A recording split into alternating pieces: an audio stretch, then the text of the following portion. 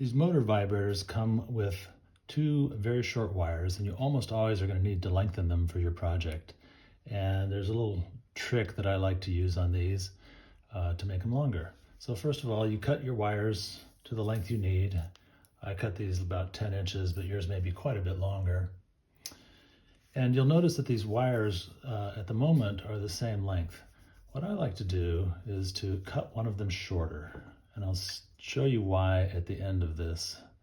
It'll become really clear why that's a good idea, but basically it means you only have to insulate once.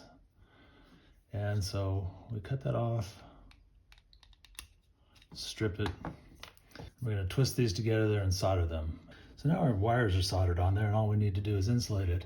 And at this point you can see why cutting the wires to different lengths helped us a little bit.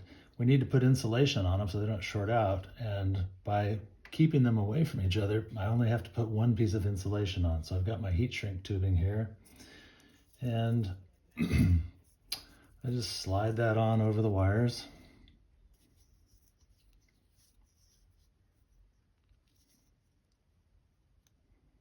There we go, it's in position. And get out our heat source. Shrink that tubing down. And we have a nice joint that will keep those wires insulated.